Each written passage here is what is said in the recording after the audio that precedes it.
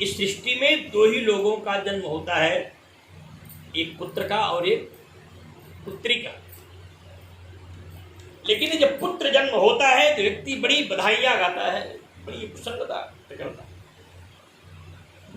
बड़ा उत्सव मनाता है। संसार में वो विरले लोग होते हैं जिनके यहाँ बेटियां पैदा होती हैं, महाराज तो उत्सव मनाते हैं, प्रसन्न होते हैं। जबकि संसार का सत्य यह है, जितने भी संत, महात्मा, विद्वान, भक्त, वैज्ञानिक, नेता, देश के योग्य महापुरुष पैदा हुए, सब माताओं से ही जन्म लेते हैं। और मां बिना बेटी की जन्म से मां हो नहीं सकती। अगर इस संसार के लोगों के मन में यह बात पैदा हो जाए और इस पर लोग विश्वास करने लगे कि बेटी ही तो मां है, जो देश के प्रधानमंत्री को जन्म देती है, भगवान शंकराचार्य को जन्म देती है, बड़े बड़े अमलात्मा महात्माओं को जन्म देती है, बड़े बड़े जमींदार को, बड़े बड़े काश्तकार को, बड़े बड़े चरित्रवान को, बड़े बड़े विद्वान को, बड़े बड़े धर्मात्मा को, बड़े बड़े पहलवान को, बड़े बड़े उद्योगपति को जन्म देने वाली कौन है? मां है। बेटी ही तो मां होती। अगर संसार में यह बात विश्वास तरीके से स्थिर हो जाए तो फिर भ्रूण हत्या देश की बंद हो जाए। संसार का सबसे बड़ा पाप है भ्रूण हत्या। इस सृष्टि का सबसे बड़ा अपराध है भ्रूण हत्या। जीवन का सबसे बड़ा कलंक है भ्रूण हत्या। मनुष्य जीवन के पतन का कारण है भ्रूण हत्या। और भगवान की सृष्टि का सबसे बड़ा अपमान है भ्रूण हत्या। मनुष्य भ्रूण हत्या कराता है, उसमें बेटियों की भ्रूण हत्या की संख्या सबसे अधिक होती है। यह मनुष्य के जीवन का कितना बड़ा दुर्भाग्य है, क्योंकि बेटा अपना है और बेटी पराई है। पता नहीं लोगों के मन में ये बात कैसे प्रवेश कर गई। अरे बड़े बड़े महात्मा, बड़े बड़े धर्मात्मा, बड़े बड़े अमलात्मा जो देश में हुए वो इन्हीं माताओं से जन्म लिए। देश की प्रधानमंत्री भी बेटी हुई, प्रदेश की मुख्यमंत्री भी बेटी हुई, बड़े बड़े धर्माचार्य पद पर बेटियां गई, बड़े बड़े कथा व्यास के मंचों से बेटियां देश को संबोधित करती हैं, बड़े बड़े वैज्ञानिक, बड़े बड़े शोधकर्ताओं में बेटियों ने स्थान प्राप्त किया। लेकिन मनुष्य का भ्रम इतना संकुचित हो गया है कि अपने भ्रम को वो दूर नहीं कर पा रहा है। उसका भ्रम उसकी बुद्धि पर इतना प्रभाव बना दिया है कि वह बेटे को अपना मानता हुआ और बेटी को दूसरे का मानता हुआ बेटियों का अपमान करता है। यही कारण है कि बेटियों के जन्म लेने के बाद पुरुषों में या परिवार के जिम्मेदार लोगों में प्रसन्नता यदा कदा आती है, जबकि बेटियां ज्यादा आज्ञा पालक होती हैं, ज्यादा सम्मान करती हैं, माता पिता का ज्यादा आदर करती हैं, परिवार का सृजन करती हैं। और जिस परिवार में बेटियां जाती हैं उस परिवार को अपना परिवार मान करके उसका पालन पोषण करती। एक बेटी दूसरे पिता के यहाँ जन्म लेकर के दूसरे परिवार में जब प्रवेश करती है तो वह अपना नाम के साथ अपनी जाति बदल देती है। पाड़े की बेटी तिवारी हो जाती है, तिवारी की बेटी शुक्ला हो जाती है, बैस की बेटी चौहान हो जाती है। बेटी अपने साथ नहीं उस परिवार के साथ अपने को जोड़ देती है, उसी को अपना परिवार मानती है, गोत्र मानती है, घर मानती है।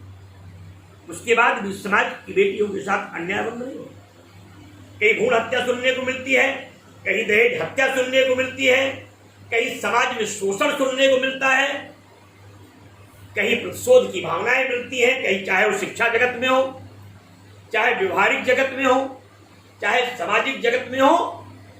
कहीं न कहीं से ये पुरुष विशेष का जो अहंकार है वह अब भी समाज में दिखता है। अगर इसी तरीके से समाज का अहंकार बना रहा और समाज के लोगों ने अपनी बेटियों को मां के रूप में वर्ण नहीं किया तो आने वाला समय इस देश के लिए बड़ी चुनौती का होगा। क्योंकि जब आपकी बेटी सुरक्षित नहीं रहेगी तो आगे आपका वंश का पतन हो जाएगा। अर्थात न बेटी बड़ी होगी, न बेटी का विवाह होगा, न वो किसी की बहू बनेगी, न किसी की वो पत्नी बनेगी, और न फिर किसी की वो मां बन पाएगी। और ऐसा अगर नहीं हुआ तो सृष्टि का ही विनाश हो जाए। सृष्टि बचाने के लिए, सृष्टि को चलाने के लिए और समाज को सुरक्षित रखने के लिए बेटियों के प्रति अपने निष्कलंक भाव को बनाए रखना समाज के लिए बहुत आवश्यक है। इसलिए हर किसी पुरुष को, समाज के हर व्यक्ति को, हर जाति के व्यक्ति को, हर धर्म के व्यक्ति को अपने बेटियों के प्रति, समाज के बेटियों के प्रति, परिवार के बेटियों के प्रति, देश के बेटियों के प्रति और विदेश के बेटियों के प्रति भी आदर सम्मान का भाव रखना चाहिए।